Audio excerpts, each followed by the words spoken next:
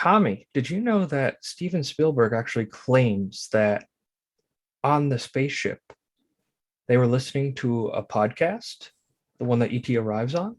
And it Oh, actually turns really? out to be our podcast. Haven't seen it. So, the aliens like and subscribe to us. You should probably all do that too.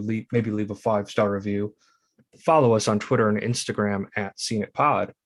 And who knows, maybe ET will appear right in your back door. ET, the extraterrestrial, coming up next.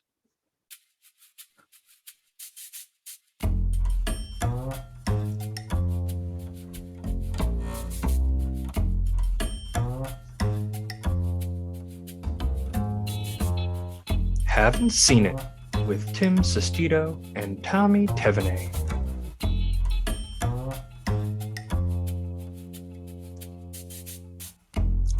Hello, everybody. Welcome on in. Thank you all so much for listening today. This is a podcast where one of us is watching a movie for the very first time, and today that person is Tommy. Tommy, we're just continuing your conquest of movies you just completely missed as a child, huh? Yeah, apparently. I think I might have seen this one when I was like a 3-year-old, but I don't remember really anything other than the ending. So I'm considering this. I haven't seen it before. 'Cause I was watching this like just now, and I was like, "Fuck, I remember this scene." I feel like you might have not seen it because if you don't remember the ending, which we'll get to, but if you don't remember the ending of ET, like you didn't see the movie. You probably just saw bits and pieces of it. It could be one of those things that someone like VH1, like top 100 movie moment bullshit Yeah. type things, or whatever. And it's not like the famous bike riding scene hasn't been shown 100,000 times on anything regarding film. Yeah. One thing I'll say, I was shocked the part. Or should we just get into it? Or Yeah, yeah. I'm eager to get into it because E.T. the Extra-Terrestrial, good movie. Fun fact. A child's joy, a mother's love, a friend's devotion. In this season of peace, share the magic with your family. Steven Spielberg's E.T. the Extra-Terrestrial from Universal Pictures, rated PG. Now playing at theaters near you, check newspapers.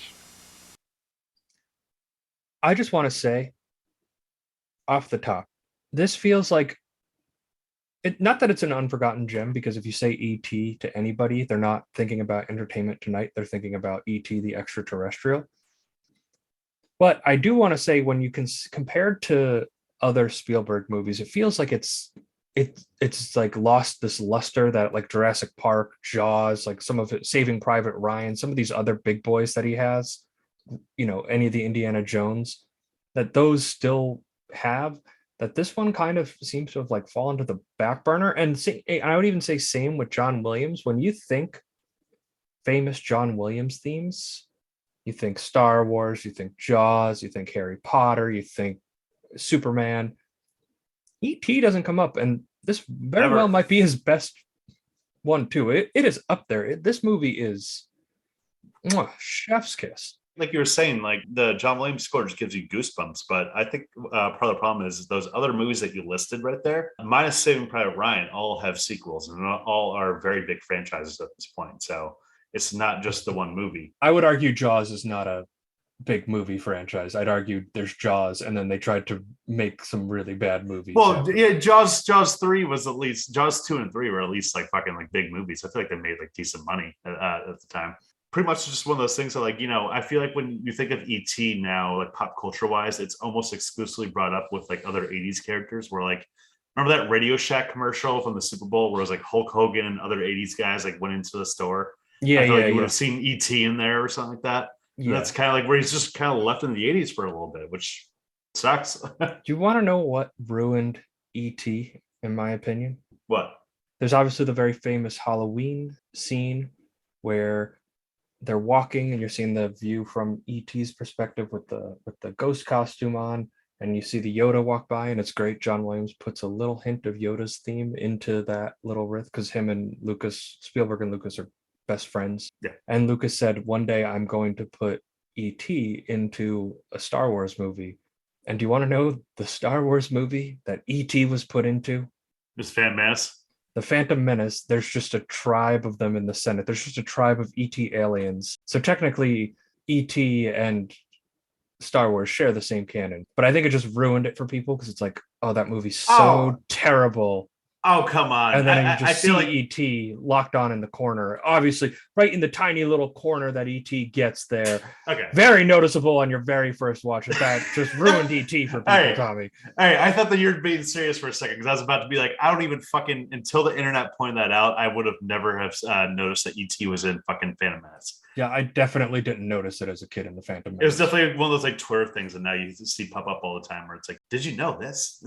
There's really funny clips of George Lucas showing Spielberg stuff from the Phantom Menace. There's like the behind the scenes of that movie is wild because it's so raw, and you just see what a clusterfuck this entire production was. And like he's pronouncing the Gungans, the Gungas, to Luke. It's like, dude, this is the stuff you created, and you can't even pronounce the names of these things, right? Like that. You're not even the top nerd.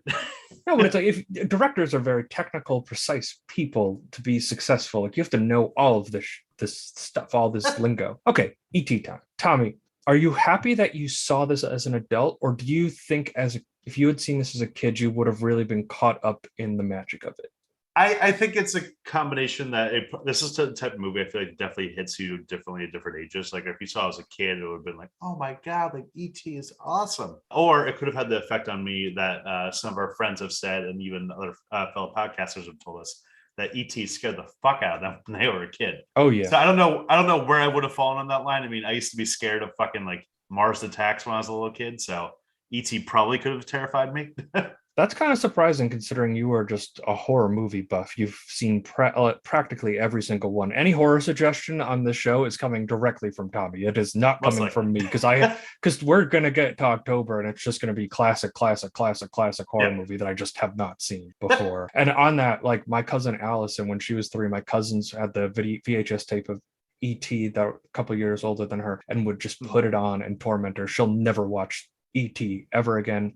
Shout out, Allison. Listen to this episode of the podcast. You don't have to watch the movie again, though. That's okay. Yeah, exactly. But no, it's one of those things like for me, even though I like Goosebumps and Scooby-Doo, I was still scared of fucking everything. Like when I saw like horror movies, I used to be terrified of them. And I guess exposure therapy happened with me there. That's probably a part of it. For me, watching it again, like I think the last time I saw this was a decade plus ago. I definitely saw it when I was like very little, like 6 or 7, maybe, like out of the range where E.T.'s really not that scary. And more in the range of like, oh, okay, yeah, whimsical. Look at the puppet, that's cool. And I think as an adult, and just like having much more of an appreciation of movies and how they're made and how they're structured, like I appreciate this way more now than I ever would have as a kid. Even though I remembered a lot of the stuff from a kid, like when I'm watching, I'm like, oh, okay, yeah, I know this is coming. The buildup and the payoff, the way it's structured is so good because the plot really doesn't get in motion until like halfway through the second act, really, where it's like, oh, okay, E.T. wants to go home. Where E.T. wants to go home, E.T. gets ashy as fuck. Just put some moisturizer on that fucking alien. Yeah, maybe he wouldn't have gotten sick if he was moisturized. Just fucking jar of fucking Vaseline or whatever. All right, Tommy, he's not you. Dude, I've seen your room before. There's just like 3 jugs of Vaseline. I don't want to know what you're doing with it, but Jesus Christ. That's staying in. Yeah, that's staying in. So yeah, hopefully my mom doesn't.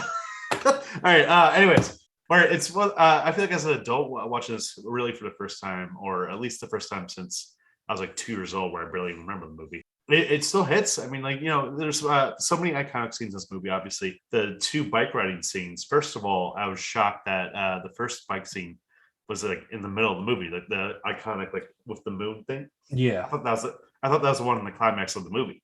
But both times that those scenes happened, even though I knew they were coming, even though I knew that this was one of those iconic movie moments that you always hear of, it still gave me goosebumps. It gave me goosebumps as well, but both times. The entire last 20 minutes of this movie, I was on the edge of my seat. Like nothing could interrupt my focus at that moment. It just builds up so well. I also really like that there's not really any like true adversary to it. I guess you could say the G-men, but they kind of act exactly how a G-man would act if they find out that there's an alien that arrives and they have to do their job because you're an adult and the logical thing to do is, well, we need to study this thing. We don't know what the hell it is. We don't know what it's doing to people or whatever. You know, the mom's not really an adversary. Your son's harboring something from another planet in your home. Like, what else is your reaction going to be? I do have to point out that it's great how D. Wallace just took fucking forever to find out that ET was even in the house itself. Where it's just like everyone else knew immediately, and then she just took her sweet time. Well, well, it had to happen, but I think this is a great example of it, and I think this is also a great example of the humor that's in ET. And there's not really a lot of witty one-liners, but it's just a lot of humorous little moments that kind of just really keep you engaged throughout the movie. Okay, Mom, you can look now.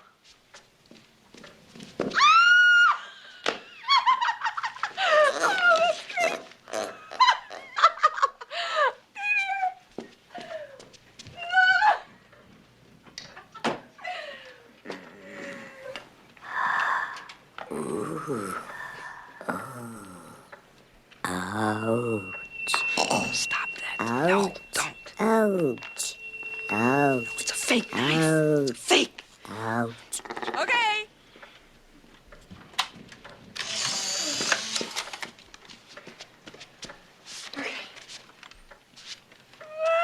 You look great. Thank you. Thank you. Thank you.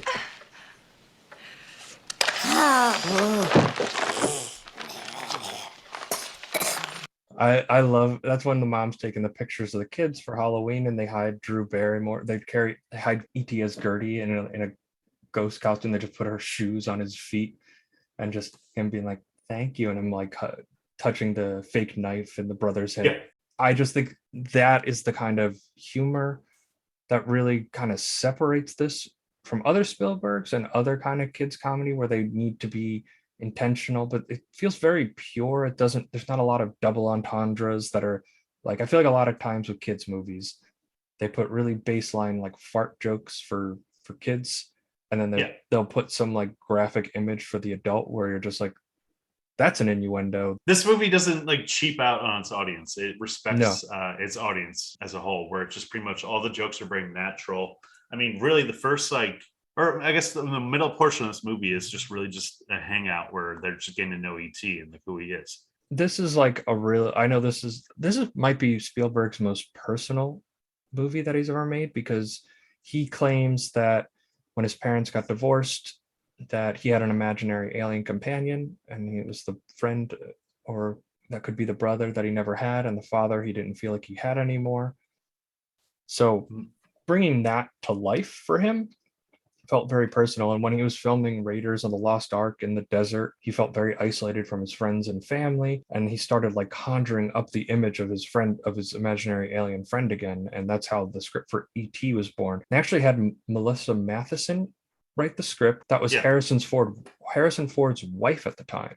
Well, it's fine. The original script was from like a failed project called Night Skies, which is like pretty much aliens like attacking and like, you know, typical alien invasion or whatever. And then there was a subplot where Buddy, the only friendly alien, befriends an autistic child, and he is abandoned on Earth. And then that script's final scene of Buddy being left there was like, maybe we just make this ET instead. Maybe we just make this the movie. It's like, forget all the alien invasion stuff. Just keep it to this. What Melissa said was that, because I watched a little bit of the behind the scenes stuff before we filmed today or recorded today, she was talking about how she kind of drew a lot of inspirations from her kids, because they wanted ET to have these regenerative powers, but they didn't want him to have to like bring people back to life. So like that feels a little too cliche. And like one of her kids said, well, what if the flowers come back? So that's why you always see the flowers that are dead kind of coming back to life.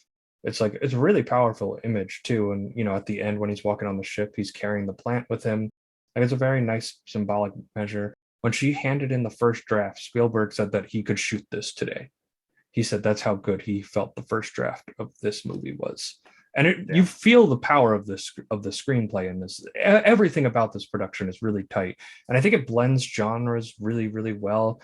It's totally, a child sci-fi picture, but there's a lot of horror elements. Like right in the beginning when he discovers ET as the goblin, right? Like very spooky, and they take their time fully revealing what he looks like. You see the heartbeat, which is supposed to imitate like vegetation, because they were like ET looks like a plant, so like we should make him kind of make that more symbolic. Like you see the light, you see the silhouettes of the creatures, but you don't get to see them up close until Elliot sees them for the very first time. Yeah. Really, this like in terms of like 3 acts, like really it's almost like a 3 act genre, where the first genre is really just like the mystery and kind of the horror of it at first, where it's just like, oh my god, where he's outside and he sees ET slowly crawl up to him, and you can easily see that go in a different direction of the movie, where it's just like, oh, this is where the first alien attack happens or some shit. Even in other scenes in this movie, where like when the first ET heals his cut, at first you could easily see ET seeing the cut being like where the movie takes a left turn in some weird thing, but it's not that, and it's more wholesome, and it works that way. It's about the emotional beats of the characters. Yeah, and it's about the connection of Elliot and ET. Like you see that their lives kind of come together. Like, because this movie is really like this 4 parts. It's discovering ET, hanging out with ET, the G-men arrive, let's get them home. That's the 4-act. It's not a 4-act screenplay, but it's a 4-act structure basically on what happens. And when he's at school and ET opens the beer, I love that so much. That is so 1980s, where adults are like, yeah, that's fine. Like, imagine if they put that in a movie where an alien is drinking a beer and he's connected to this child, and the child starts acting drunk at school. There'd be outrage on the streets. It's insane. Like, I don't like, oh, they could never do this today, they can never do that today. Yes, in some cases. No, in just that, like, I think sometimes humor becomes outdated and just jokes don't age as well. They could never pull that off today, and I'm really glad that we got that captured in a capsule of time. The kid drunk scene, the little capitulation of the 80s right there, where it's just like, okay, we'll get away with that. Yeah, there's just so many scenes in this where it's just like, okay. We really do. We have to talk about Henry Thomas as Elliot. He really didn't go out on to have like a massive career afterwards. He's been a regular actor, but him in this movie, this might be the best child acting performance ever. And amazing. I think yeah, it's amazing performance. And the scene where he tells ET I love him, where he thinks he's saying his final goodbye after ET dies, it's incredibly powerful. He must be dead. Because I don't know how to feel. I can't feel anything anymore.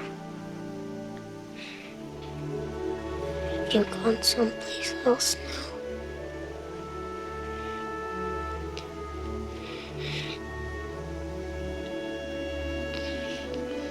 I believe in you all my life. Every day.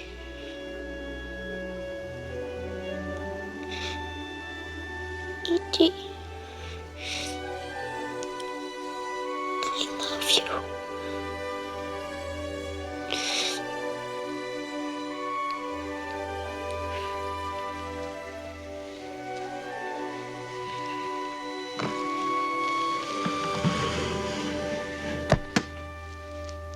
Like, do you think that an actor as accomplished as, say, Keanu Reeves, and we noted Keanu Reeves fan, he has his lane, and he could do it too. Do you think he could deliver as emotionally powerful a moment as an 8-year-old kid did in E.T.? This is seriously like that. Well, that was real. What helped was apparently Spielberg claimed that like the kids really didn't do acting because they filmed this movie chronologically, so the kids would constantly be knowing where their emotions are. And apparently they never interacted with ET, like the puppet, unless an actor was in the costume. So when they were saying their final goodbyes, it was almost like the kids were actually saying their final goodbyes to ET itself. So that's why like they're able to bring out that performance. So that's so great. That's a really smart and clever way to film children.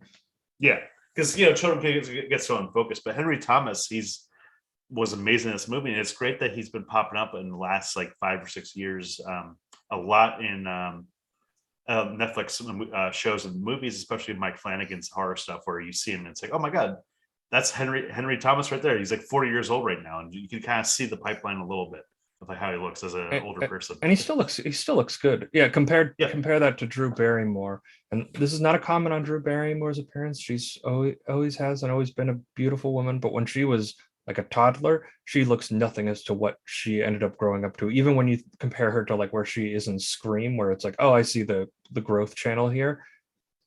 In this one, I was like, I mean, that has to be Drew Barrymore. The timeline fits of the ages, but it really doesn't look like her. Really doesn't. Yeah.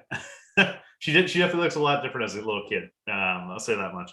But she was great in this movie too. She had, I think, some of the more witty like one-liners and stuff like that, of like saying like, oh, like that's baloney or whatever, when like the kid was like talking about like, oh, only kids could see ET. Yeah, no, kids can only see ET. That's right. But but it's so organic in that too, because that's how 3-year-olds actually talk. Like you often see a lot of times on social media when something tragic happens, you'll see people fake what their 5-year-old kids are saying and talking about politics like an adult. And you're just like, I'm so proud of my kid for being. It's like your 4-year-old doesn't talk like that. They talk in like broken sentences because they're 4 years old and their brain is not even 95% developed. Yeah, so be realistic right there. Your kid's not talking about the eloquencies of such and such thing. Well, that's a problem with Kenobi. It's not Ewan McGregor's doing a good job, but they have little Leia in Kenobi. Spoiler alert, I don't care. It's not that good.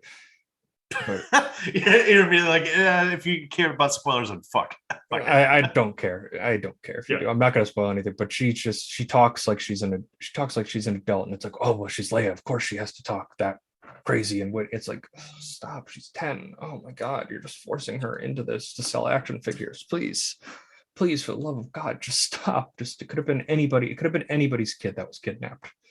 But of course. Just bring us ET instead. But of course, there's 10 characters in the Star Wars universe, and we can only focus on those 10. We can't do anything else with it. Yeah, no, exactly. We don't want to hear about like anyone else in the Star Wars universe. But anyways, I do want to shout out one thing about ET is the voice and how the voice was even made right there. So apparently Pat Welch did the voice of ET. And the way she got the voice was she smoked 2 packs of cigarettes a day just to get into that voice of like the ET phone home.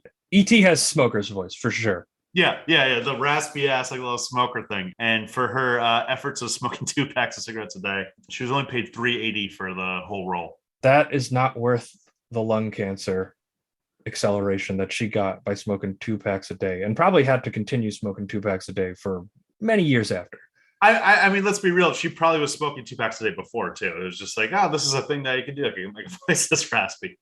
Well, if her voice was already that raspy, she would have just been like, oh, I was smoking 2 packs a day. And I kept going. She probably smoked a couple cigarettes a day and noticed that her voice would get raspier. And she was like, well, what if I do enjoy puffing them down. What if I just push it towards 2 packs a day, and then it's just an unrelenting cigarette addiction that ends in lung cancer, probably, most likely, percentage wise. I know that the actress who plays her is now dead. I don't know if it was from lung cancer, but we're about to find out. Pneumonia, but that does come. That isn't a lung. That is a lung thing. So she didn't even have ET. She didn't even have time to develop lung cancer because her lungs were already that weak because of ET. There you go. Maybe that's why it's fallen out of pop zeitgeist, because it's killing people. Yeah. If you want to get into the ET voice, then you better watch out. It's a dangerous fucking position out there.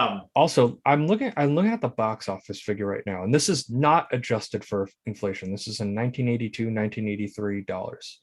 It had a budget of $10.5 million, had a box office draw of $792 million. Like, if a Marvel movie doesn't make $1 billion, it's considered a loss because they invest $200 million into the marketing and the production and everything like that. $10 million for a almost $800 million box office draw. This past Star Wars is the highest grossing movie of all time. It is crazy to me that is that much money. I did not realize how much of a monster hit. This E.T. movie was. apparently played in theaters for like a whole year, like year round, which like that's unheard of.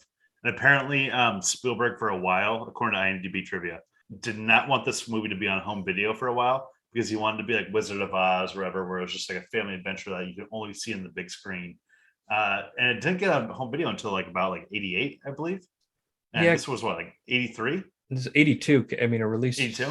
May of or June 82. Yeah, so this is the 40th anniversary. We didn't mention that.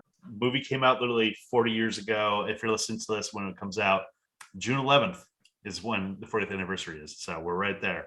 We're releasing the podcast June 9th because that fit into our schedule best, because we're not going to release a podcast on Saturday and tink any of our numbers. Exactly. I am a star. I'm a star, I'm a star, I'm a star. I am a big, bright, shining star. So who is the star of this movie? And I think this is an interesting one because this is the first time where like truly the main character and the most iconic character is a puppet. And that's performed by people, but there's a lot of great wire work and the model is incredible. Like it's a really iconic movie character, but he's not really performing. He's more of A special effect almost. Yeah, if you really want to get down to it. it's not special effect, but it's puppetry. It's modeled, and the voice happened because the voice actress smoked a shitload of cigarettes to get the part. Yeah, exactly. They say you got to suck things down to get a role in Hollywood, Tommy. Well, if you really want to get down to it, if we're not going to count E.T., Henry Thomas, I think, would be the standout right here. And also wash out Dee Wallace, who played like the quintessential mom right here. She is the quintessential 80s mom. Every other 80s mom is like pales in comparison to Dee Wallace. Exactly. Yeah. So you just like pretty much set this formula, which is why she's gone down this well again. Even Spielberg has gone down this well again of movies just like E.T. Think about it. Like Gremlins. I know he produced Gremlins, but Gremlins kind of has a similar feel to this. Wait, no, it doesn't. This Before, is like no, heartfelt the- and sweet. That The Gremlins is the Gizmo stuff. It feels like a E.T. cutesy character that's a puppet. Fine. Yeah. In terms Gizmo. in terms of story, Well, no, obviously, Gremlins goes a little bit darker with it, but the first part of Gremlins is very much like the first part of E.T. And I'd even say kind of Small Soldiers is kind of a little similar, where it's very whimsical and very much in the direction right there, where Joe Dante, being produced by Steven Spielberg, makes very similar movies to E.T. apparently. The start of the movie, to get back to it, Henry Thomas. yeah, I would agree with you. I mean, it's the greatest child performance ever. It really is. You talk about the practical effects of ET and how they brought everything to life. We could talk about how it's just really a buddy movie between a kid and his pet alien that he has for a week.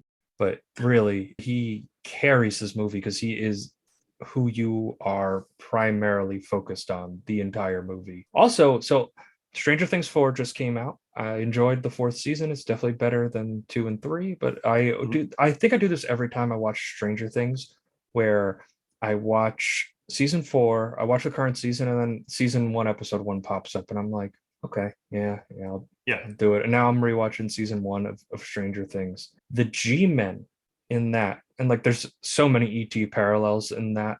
Yeah. Like it's crazy the ET parallels in that, like the biking scene with 11, The kids on bike genre. and they flip the butt. It's very similar to ET flying away. Like the G-Men in this are just doing their job. The G-Men in that are like ruthless killers that do not want their secret to be uncovered by the public. They're ruthless. They make up a kid's murder to cover up their fuck up. There's so many similarities that we could do a whole podcast episode on it if we wanted to. It is kind of funny that like pretty much the Duffer Brothers, like the Goonies and Monster Squad, E.T. pretty much were all like directly their inspirations for Stranger Things, where it's just like so much of a homage. Where at some points where it's just 11 is almost like the E.T. of the first season. Oh yeah, for sure. Oh yeah, for sure. She's your fish out of water superhero kind of character. I do want to say the real star of this movie, more than anyone, is Reese's Pieces. Oh yeah, this was huge for Reese's Pieces because M&M's turned them down. They said it was going to scare children. Yeah, and then that was probably like the biggest fuck up they could have done, because the the sales of Reese's Pieces, because ET loved them, fucking skyrocketed. So, I could have it's probably buried the them. biggest impact. They could have buried them while they were ahead. Also, Exactly. we said $10 million budget, which is a very well-sized budget, especially for that time. There's only one instance where I see the budget impacting, and it's during the last final bike chase, and the cops are chasing them, and there's 3 cars. 2 of them are regular old cop cars, and there's just this blue like mom suburban car that they just stuck like police lights on. And I'm like, close enough. It's close. We couldn't get the 3rd cop car.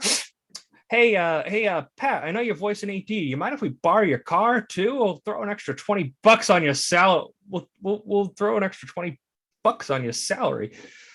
we'll put a little fake little cop car alarm thing. It was basically whatever car was available on the lot. They just pulled it out, and it makes because it stood out to me. It was maybe the only like true flaw I found in this movie. Honest to God, like the rest of it is just it's so well built. It's you can kind of tell. You can kind of tell. I mean, how they had the budget a little bit. Like we're in the first scene where like Henry brings ET out of the closet, and by the way, that fucking closet is ginormous. Oh yeah, well yeah. Like I was like, what the fuck? While I was watching this movie, they got a film in there. It's obviously going to be a big closet. It's like the biggest closet I've ever seen. It's like Jesus. Wish I had something. It's got to hide the extraterrestrial, Tommy. Exactly. But no, in that scene though, where he first takes ET out of the closet, you can very much tell that like the camera clearly is obscuring ET a little bit, even though it's just a puppet. They're just like not really showing like the full angles or anything like that. And they're kind of like obscuring him a little bit right there.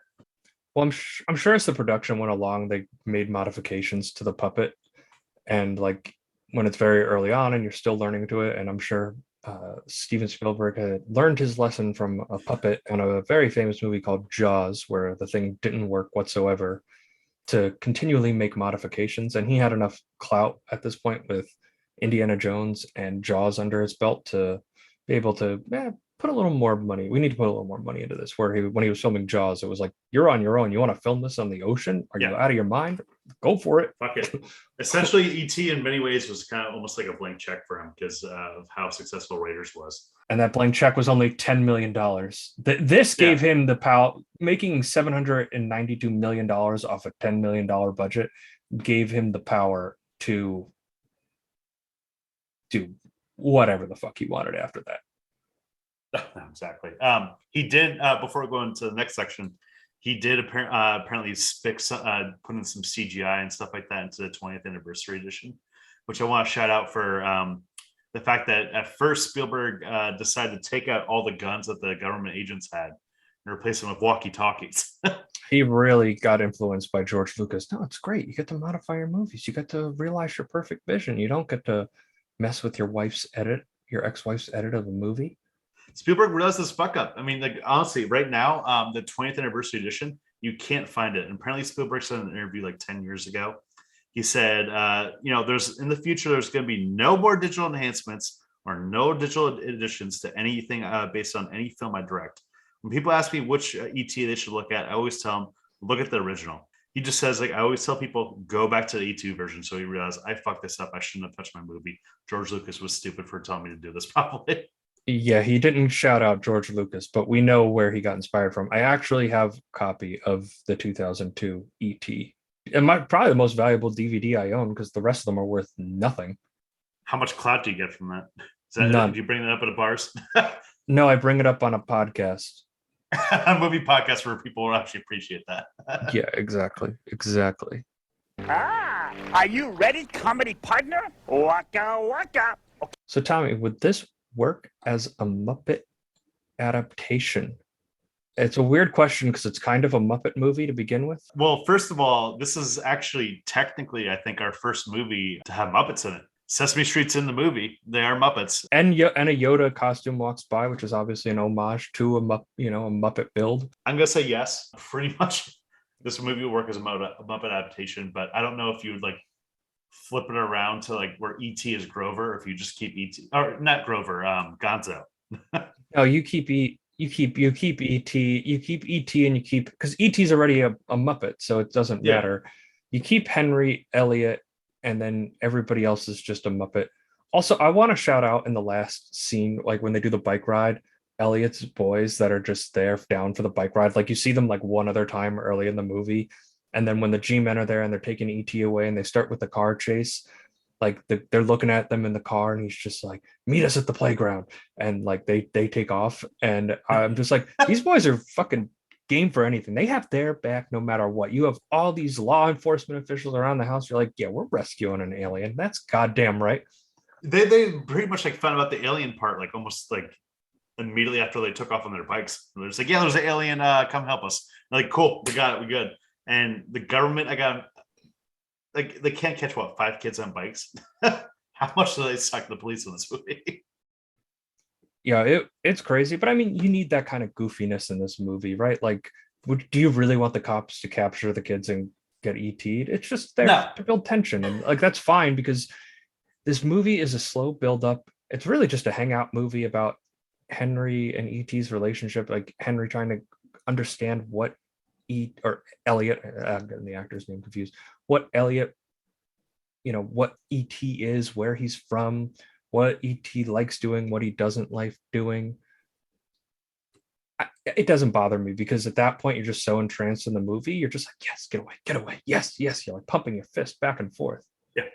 It's really, there's so much magic in this movie. And I'm disappointed that this doesn't get the same kind of respect that Jaws and Jurassic Park and Indiana Jones and Well, it's any of like the other all those Spielberg movies, they become like pretty much like staples of drive-ins at this point. Where like we saw Jaws in Jurassic Park like 2 years ago at a drive-in, back to back, awesome. Back to back, it was great. It was really fun, and I don't know, you don't really see that for ET. I mean, even now, like I would have figured like the Alamo Draft House would have held like a 40th anniversary screening, but I guess Spielberg's just very protective over it. I mean, I think after the 2002 release, he became very protective over this one. I mean, the most we've seen in 2018, I watched this right after I watched the movie. Xfinity made a sequel, essentially. It was a short 4-minute commercial with Henry Thomas coming back, and it's pretty much E.T. comes back for Christmas.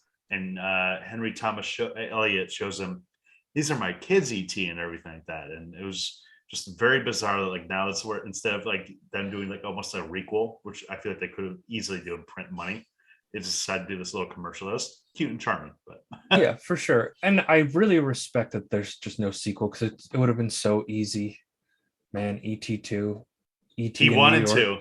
ET he wanted in New to York, at first. man. It's like stunning that it doesn't exist. Of course, he wanted to do it, but it. Well, he said himself that like, they're gonna make a sequel that was like essentially like bad aliens or something like that come down to Earth, and then they have to call ET to help them out or something, and that would have been so bad. And even Spielberg realized that he scrapped it, and he was like, I don't want to lose like the virginity of the first movie. So very weird way to phrase your sequel. Is that what he said? He said protect the virginity of your movie? Yeah. Let me pull up the Wikipedia. I'm sure I just read that right, but yeah. Spielberg decided against pursuing it, feeling it would do nothing but rob the original of its virginity. E.T. is not about going back to the planet. That's wild that that's just a quote. Yeah, and E.T. left, and that's the story. And I think a lot of bigger franchises that are struggling right now, we may have mentioned them earlier, should learn to just, I know you spent $4 billion, Disney, but you've at least recouped it by now. Just give it a rest, let it breathe, have somebody come up with an original idea like 10 years from now, and then dive back into it. And I mean, I know Marvel's doing really well. Like the Marvel fans really love this stuff, but it's going to happen to Marvel at some point too, man. It always does. There's an inflection point. Things run out of steam. It's happened a little bit of Marvel because like I have a lot of friends that tell me like, oh, after Endgame, I kind of just lost interest because I felt like I was like, you were one of them. Outside, I mean, I was never like, oh, Marvel, but yeah. I'd go see them. Like I've skipped like more than half of the new releases that have come out. I think it's literally just the 2 Spider-Man movies and the new Doctor Strange. And I wouldn't have seen Doctor Strange if Sam Raimi didn't direct it. Fair enough. I mean, yeah, even for me with Marvel, I mean, I used to be like gung ho. I'd see them all like opening day. and I didn't see Shang-Chi or Eternals in theaters. So I don't know. Good. I hope they struggle and like do something else, man. Like you got it's all this money. Just try something different. Like or at least break the formula of those movies. All right, different discussion for a different podcast. Tommy, review time. Give me your ET score. So first time ever watching this, or at least first time since I was 2 years old. And this movie was great. I was very close to tears at the end of the movie, which is perfect setup for it. Which the whole movie gave me goosebumps, especially during the background scenes. And the characters were great. Dee Wallace played the perfect mom ever. Henry Thomas shined off the screen, and E.T., of course, himself was very charming. And I loved how the first part of the movie really kept up a little mystery where you weren't sure at first, like, what is this thing in the shed? Even though you knew from pop culture osmosis. But I'm gonna give this movie 5 out of 5 stars. Really love this movie. It's fucking amazing. Pour myself a cognac, and I watch the 14 Fists of McCluskey. What a picture. What a picture. Good picture. 5 out of 5, Tommy. I was going to give this a 4 out of 5, 4.5 out of 5.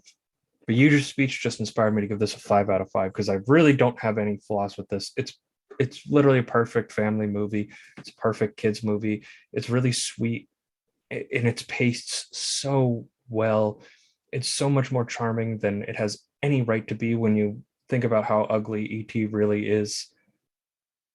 What a picture. I mean, what can you really nitpick? What can you complain about this other than it being leaning maybe a little too hard into the horror elements for a younger audience? Right? Is there really anything else other than that? Yeah, even that, it's not even that scary. I mean, like, no, from an adult's perspective, it's not scary. I guess if I did see it as a kid, so maybe my perspective would have been different. But I loved everything about this rewatch of this movie, and I'm glad you gave it a 5 out of 5. I'm glad I'm able to echo your sentiments and be able to give this movie the respect it deserves. And I hope we get a ET renaissance in the 2020s where it's in theaters a little more and people are talking about it a little more online and stuff like that.